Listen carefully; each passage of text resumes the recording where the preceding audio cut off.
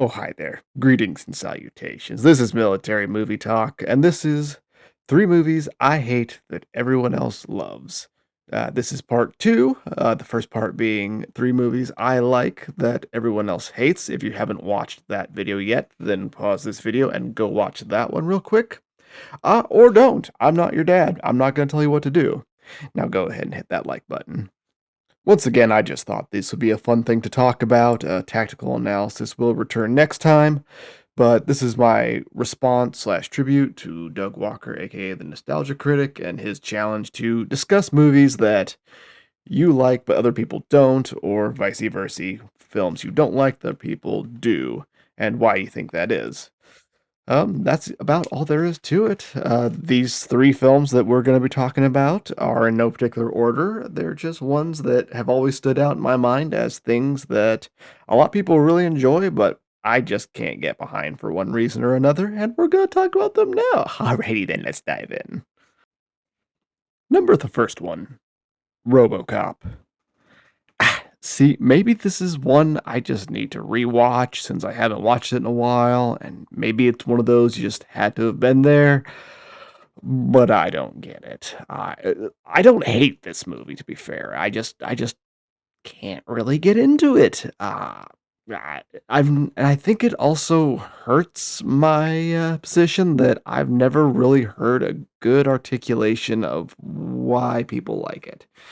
At the most I've ever heard is, well, the social commentary. If you look deeper into it, there's some real social commentary in there. Yeah, no kidding, there's social commentary. It hits you over the head with a bat. It's not subtle. It's not subtle at all. The character isn't really that exciting to me. It's very boring. It's very wooden, which I mean, it's RoboCop, so I get that's the idea behind it, but it's a very unappealing to look at. It's very unappealing to watch. The climax doesn't really do anything for me. I understand that what I'm saying doesn't really mean much in the grand scheme of things. I'm not doing the best job of describing it, but that's just how I feel about it. It's fine for what it is. I don't really it's not a movie that I'm gonna go down in my grave just hating, but compared to the praise it gets, it just does not do it for me. I know I'm repeating myself, and so I'll leave it there, but I just don't get it. Help me understand, folks. Please, please, please help me understand what I'm missing. I already know this is the one I'm gonna get the most hate for. A Christmas Story. And while I don't really have that strong of opinions on RoboCop, I hate this movie. I hate everything about it. I hate the kid. I hate the family. I hate the sepia tone look. I hate the voice of the narrator talking about Indiana. Everything about this film is viscerally unappealing to me. And this explanation and my argument against this movie is not going to be in any way qualitative or quantitative. I cannot put into words exactly why I hate the camera angles and the colors and the attempts at humor. I can't give you reasons why. All I can tell you is that deep in my soul, ever since I first saw this movie as a young lad, there has been nothing appealing about it to me.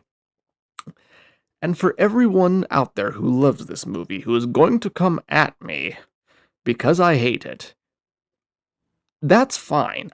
If you love this movie and I just don't get it, I accept that. You are probably right, and I am probably wrong. I must, however, bear witness to all of you my deep distaste for this film. Again, I haven't even made an argument for why. I can just tell you that I don't like it. It appeals to me not at all.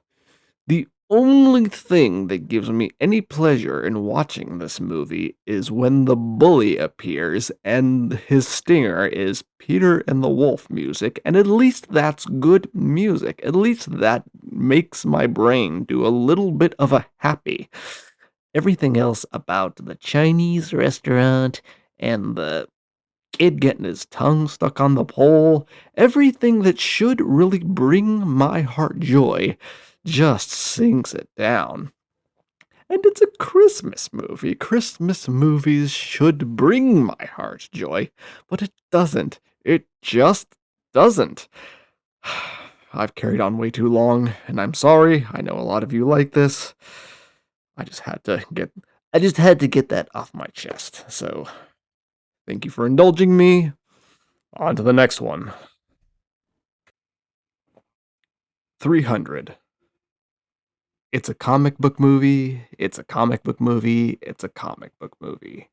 That's what I have to keep telling myself. It's a comic book fantasy movie. And here's the problem.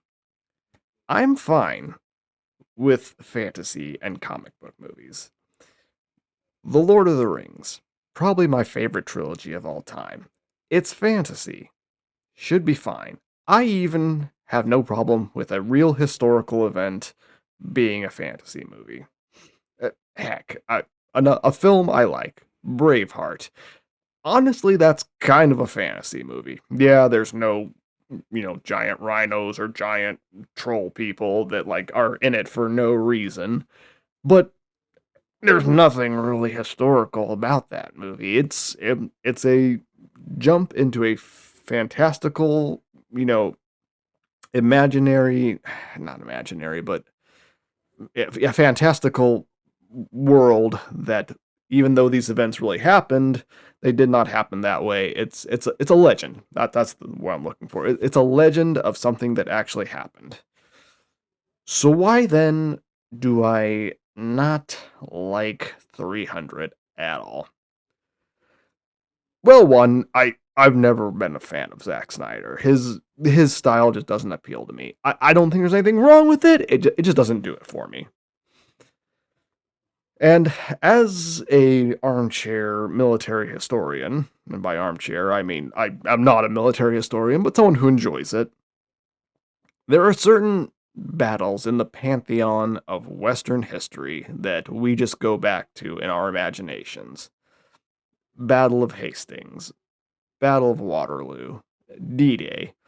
Just certain events stick out in our minds as being some of the most critical to how we got here and being the more important moments in military history. And the Battle of the quote unquote 300 at the Hot Gates, while not as perhaps historically significant as the battles that immediately, followed it, the sea battle, Themistocles, and the land battle at Platella. Platella, am I saying that right? And even the previous battles at like Marathon and so forth. These are battles that stick out in our minds as incredibly historically significant. So if you're going to tell that story, let's tell it right. And it's just too goofy for me. Now, I will also shift that and say this is really a personal preference thing because in my fantasy, preferences, I have a hard time getting behind depictions of fantasy that are just completely unrealistic and don't jive with my brain. Like I mentioned earlier, enormous fan of Lord of the Rings, and I think that's because the majority of the armor and the weapons and, the lifestyles portrayed of the peoples and stuff, like, it all makes sense. It all, like, you can see how that happens. All the armor would work, all the weapons would work. The portrayal of the Spartans, it's goofy. I cannot take it seriously. Why would you go into battle with not only no armor on your body, but just completely bare chested with your little cape on you? This seems completely counterintuitive, and it takes me out of it. The swords look goofy, the helmets on the guys look goofy. It's just very goofy looking, and like how it's completely like oversaturated in shade and darkness, and I know that's to set the mood, and that's how Zack Snyder likes to portray his stuff, but it just does not do it for me. Uh, the the image and the costuming and the look of Xerxes is ridiculous. I understand that narratively there's a point behind portraying him that way, but that is goofy looking. Him up there with his 7 foot tall looking frame with all this gold and yeah, I get it's supposed to show how he's, very vain and just seeks to exemplify himself as a god within the narrative of the film. It just doesn't do it for me. Nothing about it just works for me. And I think this is one that I really, really wanted to like when it came out, and even since then I have really wanted to get behind. I've been trying to disassociate my brain from the fact that it's not an accurate portrayal of historical events, and that's fine. Really, no movie is a perfect representation of what happened historically, but it's not something I can get behind. And I think the majority of that is because everything looks so goofy. I can't get my brain to click on this is cool because they're just bare chested with their abs, and then they gotta fight the immortals, which, like, honestly, the immortals in the movie, they're one of the better designed units. At least you can kind of see how they're fighting, in a formation, sort of, and you can see how that might work in a better constructed movie. This could have been something I could have gotten behind, but I don't know. It I just can't do it. I cannot bring myself to like this movie, even though it's well constructed, it's well done, it's was very popular, it's kinda considered like an ultimate guy movie, but not this guy. So, hopefully that gives you some idea where I'm coming from here. Once again, I'm kinda just flowing forth ideas from my brain, so articulation of my thoughts is not it's not tip top. But hopefully that gets it for you. If you need me to specify further, go ahead and ask me questions. I'd be glad to talk about it, and we'll go from there. Okay, okay, cool. All right, guys. Thanks for joining me for another military movie talk. As always, I'm just a guy talking on the internet. Do not take anything I'm saying too seriously. This is just a creative outlet for me, and if anything, good comes of it. Hopefully, it serves as like a springboard for you and your friends to talk about movies and tactics and battles and such and so forth. That's what I'm here trying to do. So hopefully it does a little bit of that for you. We'll see. Like I said, next episode, whenever that comes around, it'll be another tactical analysis, and we'll have some fun with a movie battle. And until that time, boys, keep your powder dry.